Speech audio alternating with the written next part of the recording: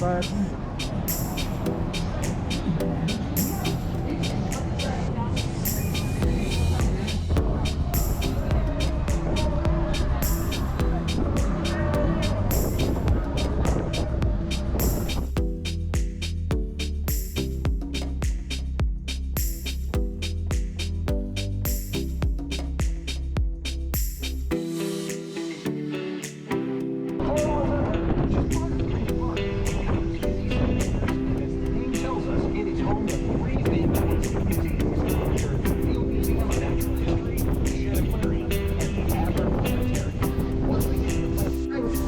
just messing around. Wellington is a rockhopper penguin. Thank you, Mr. Seattle. Call me Steve. Okay, Steve, could you tell everyone on the big bus a little bit about the Shed Aquarium? Well, I'm proud to say that we're one of the top attractions in Chicago for its They began building it in 1915. Then in 1918, the plans were altered to allow the museum to act as a convalescent hospital during World War I. But then the government canceled the contract before any soldiers were ever sent there. Now, Frank, Field Museum, what do you know? well, we get the chance to come face to face with the world's most notorious predator, a T-Rex. It's a fossil skeleton that is 90. The museum built this tube to house two authentic chamber rooms from the burial site of a pharaoh. This burial chamber dates back to 20. That was Universal. Any room? No. People like actors, Arnold Schwarzenegger. no. Started a series of sci-fi shows? William Shatner. No. I bet the guys on the big bus have got this already. All right. Final clue. He has a best friend who talks like this. Hey, Molly, last time you sounded like that, you had your head stuck in the bus doors. Oh, I know who it is. So do I. It's Chicago, though. That's right. Harrison Ford.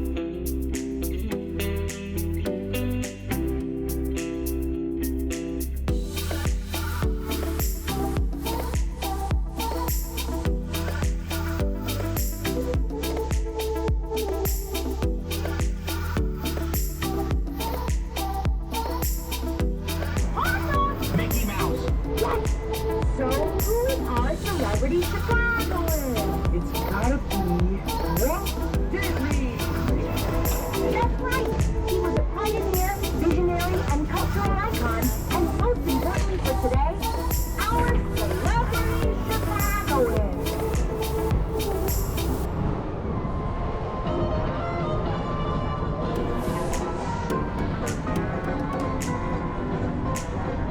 The answer is the Tribune Tower. That would be Big Bus Quiz.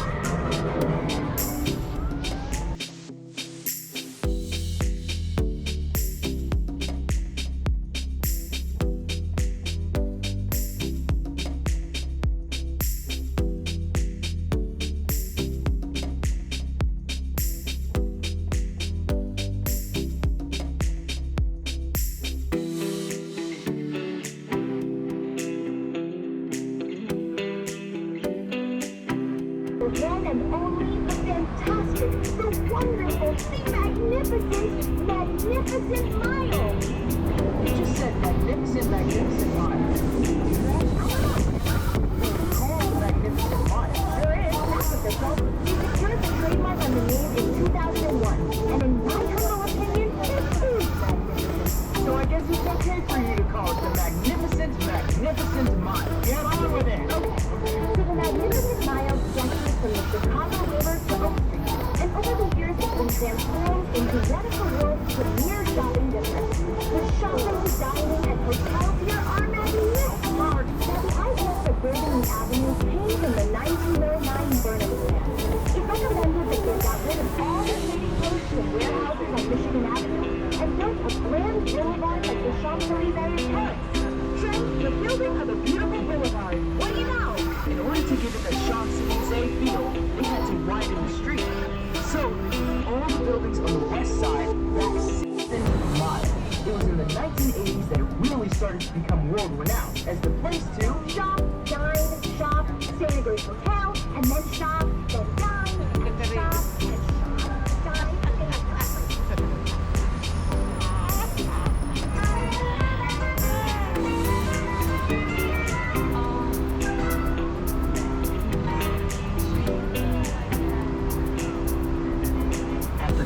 the magnificent mile, we have arguably one of the most loved Chicago landmarks, the historic water tower.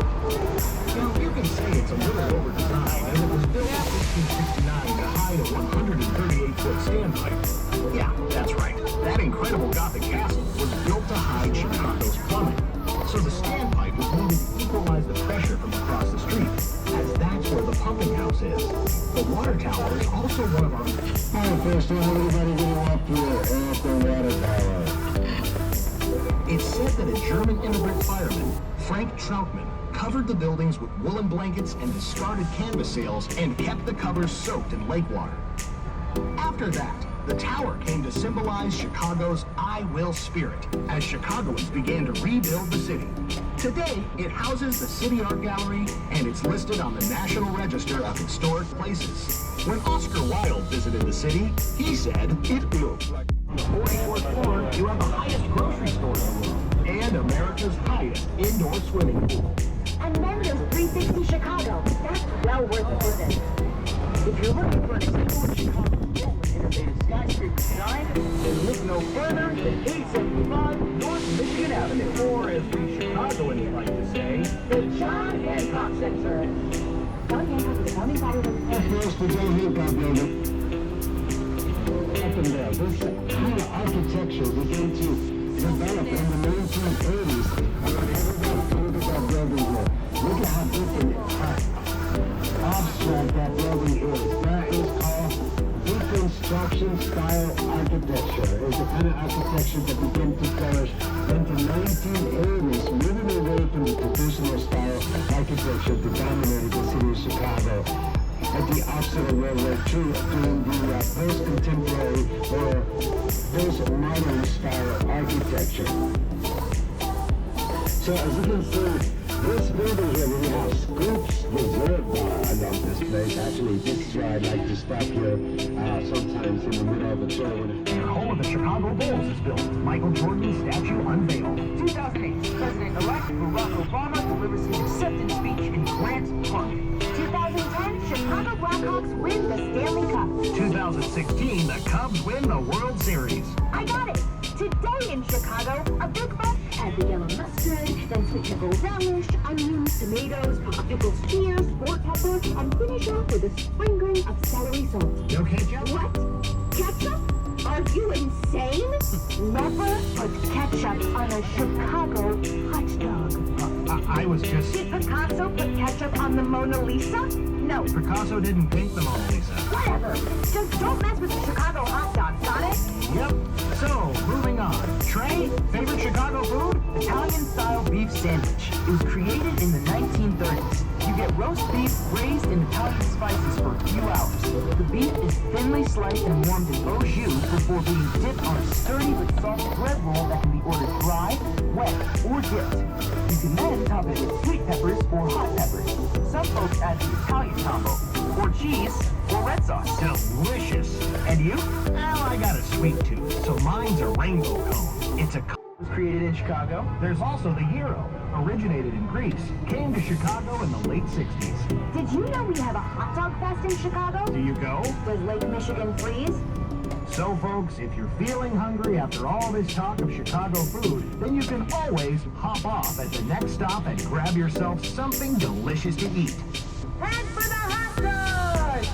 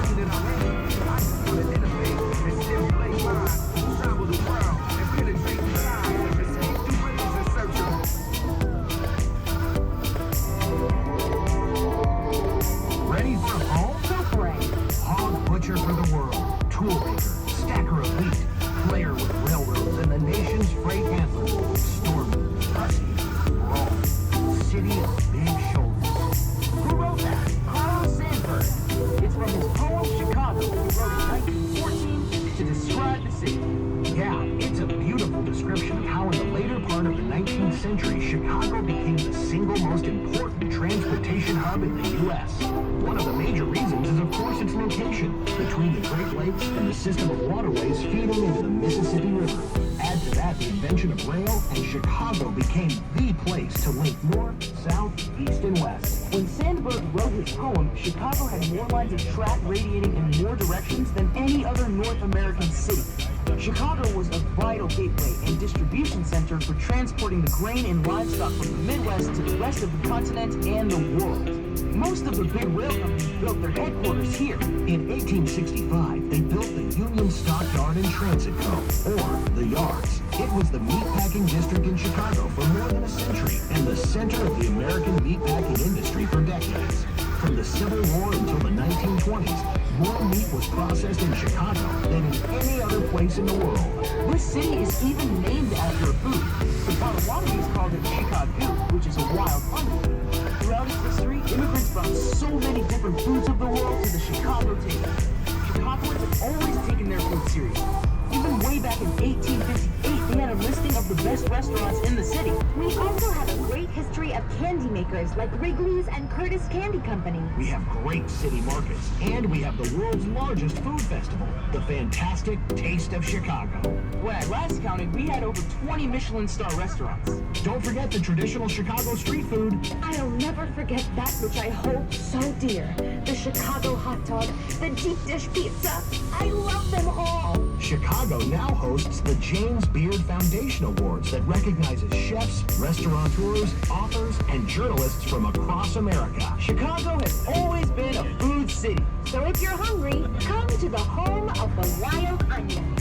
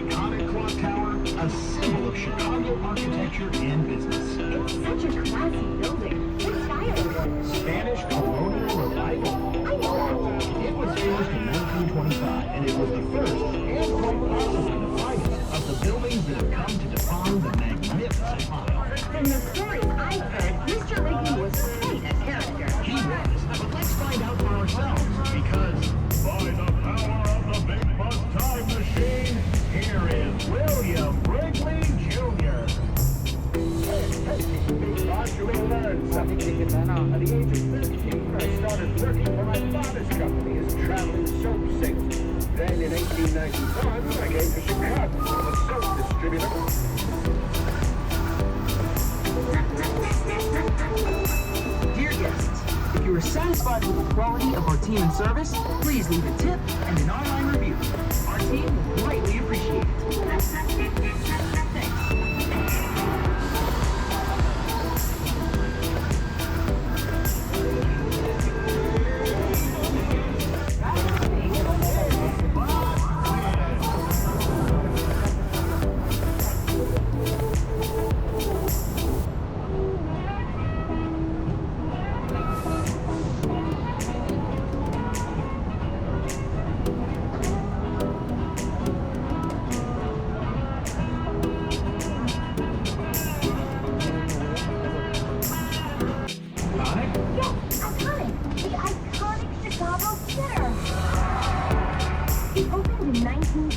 As a movie house and was promoted as the Theater of the World. It was the first large, lavish movie house in America. It was a prototype for all the others. If you get the chance to see a theater show, then you must go. It doesn't matter what the show is or who's in it. It'll take your breath away. It's got a beautiful lot, a magnificent staircase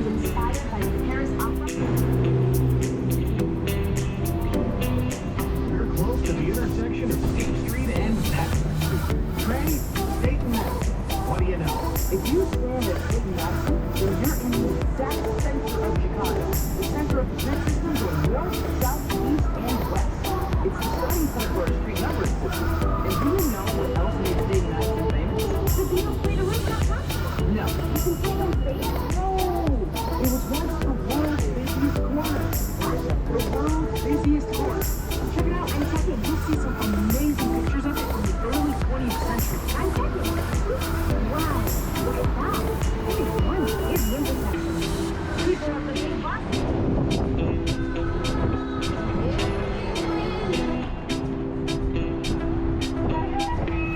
So when it was announced that the Sears Tower would be built, many Chicagoans were very excited. I know I was. You were even more. Disappointed?